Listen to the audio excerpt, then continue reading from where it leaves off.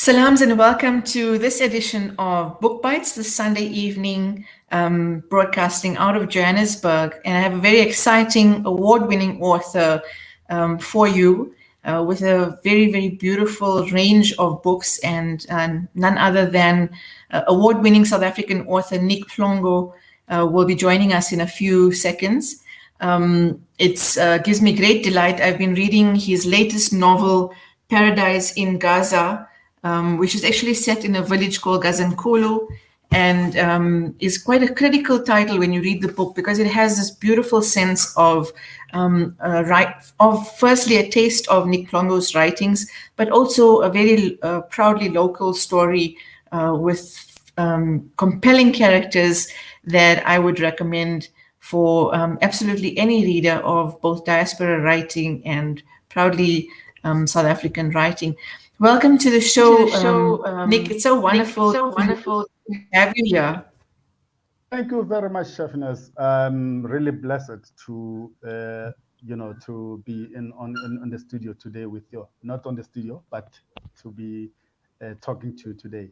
And thank you to your listeners. And I just want to greet them and say good evening to everyone. Yeah.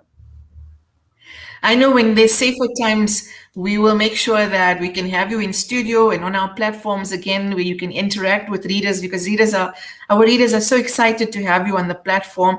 I'm going to introduce quickly just a small snippet because there's so much of accolade that can be attuned to your work. Niq is an award-winning author from Soweto. He holds a BA degree from Wits University, majoring in African literature and political studies. Paradise in Gaza is his fourth novel, following the very well-known Dog Eat Dog, After Tears and Way Back Home. He's also published two short story collections, Affluenza and the award-winning Soweto Under the Apricot Tree, and edited a collection of essays entitled Black Tax, Burden or Ubuntu, as well as the collection Josie Noir, which recently won the NIHSS Literary Award. The Spanish translation of Dog Eat Dog won the Madre Litera Prize in 2006, and Soweto Under the Apricot Tree was awarded the Herman Charles Bosman Prize in 2019 and the Nadine Gordimer Short Story Award at the Sala Awards in 2019 as well. So that's just a short snippet of some of the accolade that can be attributed to Niq Mhlongo and his writings. And we know that you are welcomed around the world and that your work has made an impact, not just in Southern Africa, but throughout the continent and throughout the world as well. I know that you've been writing through associations in Berlin. Tell us about your writing process and this writing journey and what it's meant for you over the years. Thank you, Shafinaaz, again. My writing journey actually started in, I think, 2000, around 2000.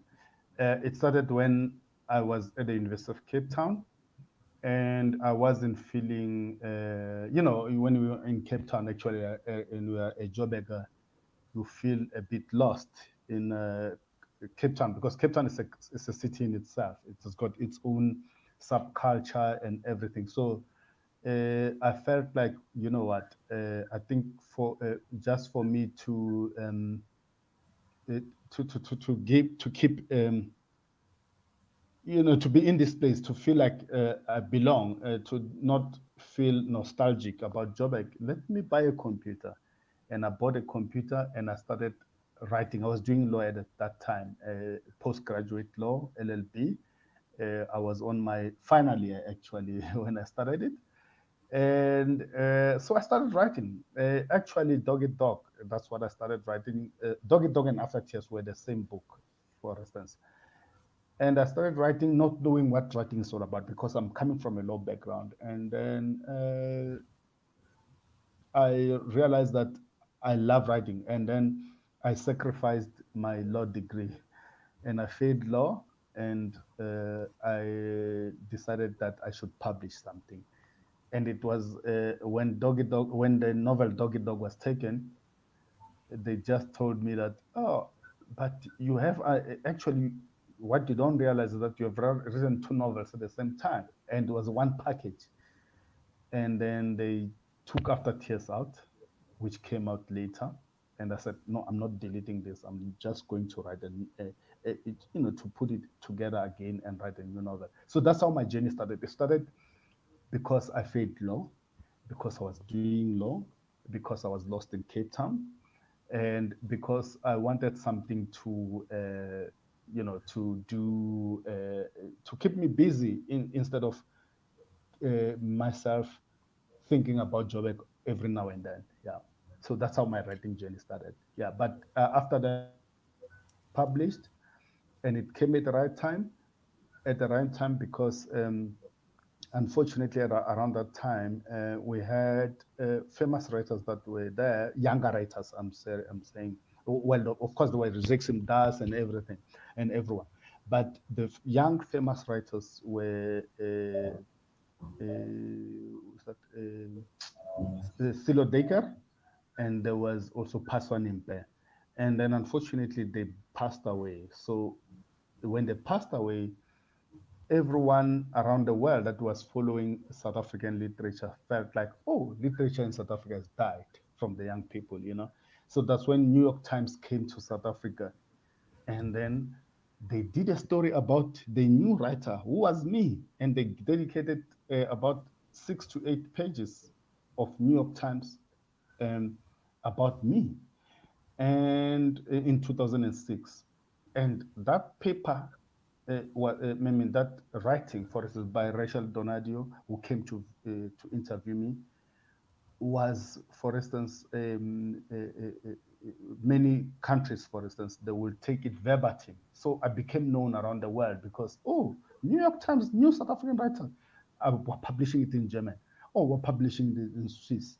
Oh, we're publishing it in Dutch. So I became a little bit famous. So I became an international. Oh, we are invited here, you're invited there. You are invited there, you're invited there. So that's how it started. Yeah. But that's fantastic. I mean, it's quite a spiritual experience to see how writing can develop on that. I have to say, I was also a student of Paswani Mpe around 2001, 2000, yeah, 2001. And so I always get very proud when I hear, more sort of linkages. And obviously the fact that South African literature was celebrated in such a way globally, and that we know you are a flag bearer of that legacy. Now, when you talk about uh, your starting point with Dog Eat Dog and developing After Tears, and that being your starting point, you're taking our stories, local stories, out into the world as a platform. And also the idea that your work is celebrated. Was your work celebrated outside first, or was there already also a good impetus for your writing in South Africa? Because we often say our artists are celebrated outside before we realize that we have gold, that we have a national treasure here. And the work of Niq Mhlongo is definitely a national treasure. What would you say to that? Thank you for that question. Actually, with me, it was different because it was actually in South Africa first. So you will find that first of all, there used to be a magazine. I don't know whether it's still existing or not. True Love magazine. So True Love magazine used to have a section where they would say men of the moment, you know. So this is my book. That's in 2005. Actually, my book came in April 2004. So in my book came in April, and in around August they had men of the moment. And it's a women's month, like just like now. So what happened? Um, they contacted Silo Decker. So Silo Decker, I've never met him, but he loved my book so much.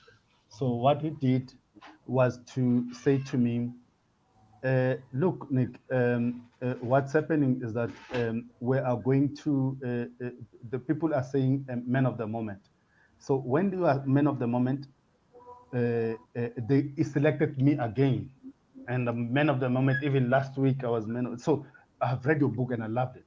So what he Okay. did was to tell them about this book that has just come out in 2004, which is Dog Eat Dog, and said, "This is the man of the moment. I've read this book. You must all read it." So that's how when I was published there as Man of the Moment, and then everyone now starts seeing Niq Mhlongo. So there was City Press now seeing it, and there was a newspaper, Sunday World. It used to have a section around that time, so everyone picked it. So coming back to your question, I was celebrated in South Africa before I went out of South Africa, but in overseas I was celebrated a lot because that's when I started, in my book started being read in New York universities, Massachusetts University, Vanderbilt University, different universities. I think maybe 8 universities in the States. And what happens is that they will always come, and Brian Mauer will say, "Oh, we want you to come to this and do this." So that's how I became celebrated. But I was celebrated here at home, to come back to your question first. And then, but the impact became when I was already always outside. Yeah. So there's a So definite there's a definite. sense of obviously the national pride of saying these are our stories, we love the stories, but also your work is very impactful. I mean, if we look at your collection called Black Tax, the collection that you put together through different activists and different writers brings these stories of both this concept of Ubuntu, but also the traditional guilt in a way that is levied on us that have to, we know we have to look after our communities. What we do is not just for the individual. What we achieve, accomplish is always burdened by the responsibility towards the community, the family, the clan. And this can be a good thing, but sometimes it is, sort of self deprecating in a way. It's a big question around the new generation to say, am I supposed to just move forward, or am I supposed to maintain the burden of the whole, the greater community? What we've known to be, something that sustains us as a community as well. I thought that was one of the most powerful books and collections. And then with Josie Noir, Johannesburg stories about crime. So talk to us about the impetus for those two collections before we come to the new novel, which already has so much to offer. Thank you. With Black Text, actually, I had a time with Annie, who is the publisher at Jonathan Ball. Actually, we've been talking. Me and Annie had been talking about, this our stories actually. So Annie came to me and said, "Would you like to do some collection of, because this is the most important time, because every time around December, you'll see people posting and say, 'I'm not going home,' you know." So I used to follow that a lot because it also affects me. What is home? That's what affects me. Why are we afraid of going home? So home becomes a burden to some people. To some people, becomes a hope. So um, for me, as a person that grew up under, after my father passed away in 1989, I grew up under my brothers. So they sacrificed a lot. Some of them were supposed to be married earlier, and they didn't marry because they had to look after me, and my siblings. So what I thought was like, okay, this talks to me. When I spoke to Annie, I said, this talks to me.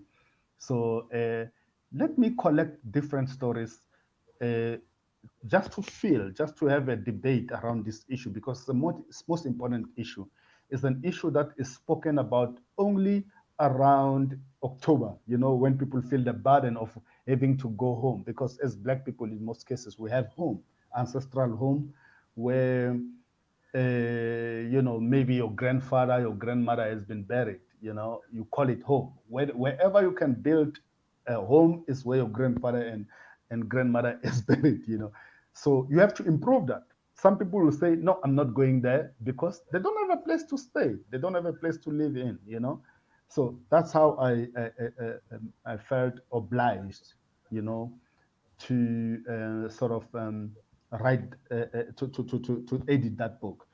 And then, yeah, so, and to my surprise, actually not really surprise, uh, to my I'll say, it became, the book became known to everybody. Is everybody now became like, wow, this is an important book. I share the story with Nick, or I share. So everyone has got a story in there because I collected people from rural area, from urban areas, young, old. People talk about black. I didn't know as well that black text. Some people could trace black text from 1652. That is a systematic thing. Some people say even in church. So I was surprised. So it opened up a very good debate, not only in South Africa. At the moment, as I'm talking, in Nigeria, there's a black text debate that is going on. They're using the book as well. Also, in Europe, in Germany, for instance, there are people talking about it. I sometimes, go to lectures at the University of Hamburg in Berlin. They talk about it as well. So even in Switzerland, they talk about it. So for me, it was an eye opening to say that it's not a black thing. It's called black text, but it's not a black thing. And there were some people who come from who told me, "Oh, we do that in a Jewish society. Oh, we do that in an Indian society. Such kind of things. So I was happy to share. I was happy to open the debate on that. So coming to the next one that you asked me about, Joburg Noah, it was a very nostalgic book. Nostalgic book in the sense that I had to talk about take me to Joburg around the time, the Joburg that I had forgotten, the Joburg that I always ignore. And I'm not talking about the Joburg that is, when we talk about Joburg at the moment, we talk about the Joburg that is full of,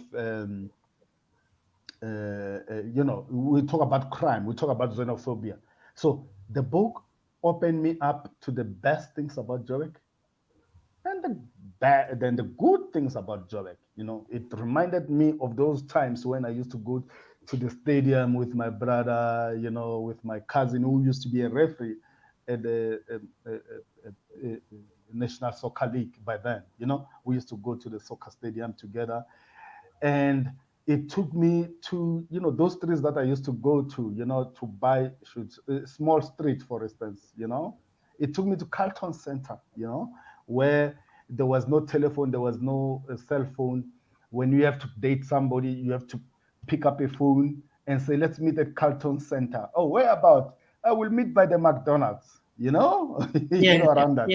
Yeah. So it took me around that. So it was kind of a nostalgic book for me to write, for me to edit, actually, and also to contribute a story on.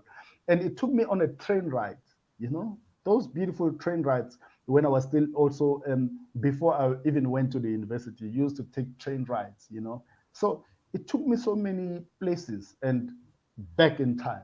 So I loved it. That's why at the moment, when they asked me to do the second, collection, which is coming on the 24th of October, it's called Hauntings. I said, yes, I'm going to do it, because of that. Yeah. so we have So something we have great to look something forward great to to as well. Sorry? And so when we come to now the new novel, I don't want to miss out on time, and I want to talk about, because there's so much happening in Paradise in Gaza. Um, this could very easily have been written in contemporary times, and yet you've written it so beautifully in the 70s and 80s, also during the apartheid time. And you've got the story that very well captures your protagonist moving between, he's a migrant laborer in Johannesburg city, in Soweto, and he moves back to Gazankula village, where his family has obviously got very strong, deep rootedness, and this completely spiritual sort of connection with his wife in the village and his wife in the city and the family links. I mean, there's a lot of very powerful communication between the cities that they live in and the experience of that cities and what happens. Talk to us about the inspiration for this and the setting of your timeline, especially in Paradise in Gaza. This is the book that I should have written actually before, just after Tears is the book that I should have written. Actually, to be honest, it's part of my, there's a, what did they, the intellectuals call it? Dissertation, Okay, I Okay. was right. Yeah, I was doing. I wanted to do my MA at Bates. I did MA at Bates, and which I'm a serial withdrawer from. I drop out. I'm a serial dropout. So I dropped out from in 2009 from MA. I did 1 year of it. So when I applied to do that the degree, MA, Masters in Arts, in Creative Writing, at that, when I was admitted and when I did that, it was the proposal was Paradise in Gaza, but it was called Way Back Home, you know. So when I wrote Way Back Home, I thought I was writing Paradise in Gaza, and I realized that, oh, I still owe this book. I still owe this information that I have about the past after completing, Way Back Home. And I decided I cannot do this inside a class. I must do it outside because, inside the class, you are influenced. People try to make you write like James Coetzee or Andre Bragg. And I said, no, I don't want to do that. I have to go out of this class in order for me to write this book. So it's a book that has been with me from long time ago that I've been struggling to write.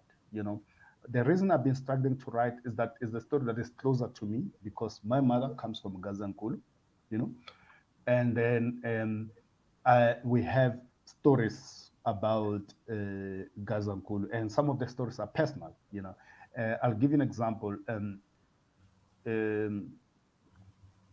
When I was growing, so I grew up at home. I have a brother firstborn at home that I don't know. That when my mother went to the rural areas, he was killed for multi purposes. So when so the story is personal in the sense that I was trying to to to give that person the identity, the brother the identity. So that's why I had to name all this. I had to come with fictionalize. I had to fictionalize most of the things. So that's why the book is very much closer to me. So, but it became more of a fiction than a personal story. So that's how I wrote that book, and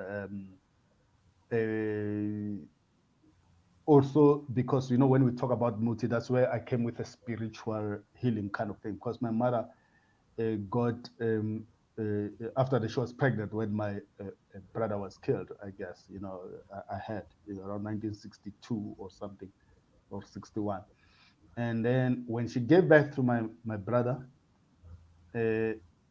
she thought he looked like the brother that was killed, and she couldn't live with him. So that's the reason why most of the things I recreated to fit the story. But the theme itself was borrowed from a real personal, haunting kind of experience that my mother had, and also for me to bring a closure. Sometimes when you're angry with family members, you think like, oh, that brother that was killed, how would he, how would he behave? Would he be a drunkard? Would he be a priest? Would he be, so I was trying to recreate that for myself. Yeah. I think that part of the power of your story is that it is a personal processing of trauma. So when you speak about it, I have added respect and appreciation for the text because I just completed reading it this morning. I like to do that. I like to read it close to when it's time for the interview. And what I found also is that you give great reverence. When we write from the cultural perspective, but in a more sort of Eurocentric way, when we want it to be accepted by this wider readership that we imagine, we mute our cultural aspects. And what you've done is you've written about the spiritual aspects, you've written about the superstitions, about African traditions and cultures with so much of reverence. You've written about sangomas with so much of reverence, instead of creating this atmosphere of fear and uncertainty. You've put so much of detail into how you describe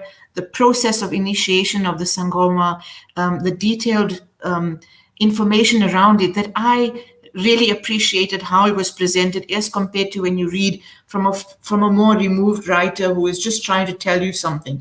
And so I wonder, that is more a comment from me to say, thank you for giving us this very personal, very intimate view into the world of, magic, family associations, spiritual links, and how Ntombazi especially reclaims her spirituality and her power through her trauma. I really enjoyed your women characters in this book as well, even if they might not be the protagonists, and how they developed through their trauma, and actually how powerful they were in holding up their communities and in looking out for their families. So speak to me a bit about the women characters as well, because you've gotten PC, but he's got these two wives in his patriarchal setting who are actually who rise above as as very powerful characters, in my opinion. Right. Actually, the book is about a celebration of women, rural women, for instance. I spent a few years of my life in the rural areas. When there was, in Joburg, when there was lots of, what is it, like closed down. They closed down everything. So my father said, go to the rural areas so that your schooling is not disturbed. So um, in those communities, in the rural communities, what amazed me is that the these are all the communities actually are communities that are all household are the household that put together and held together by women. So you will find that their men have gone to the urban areas to work.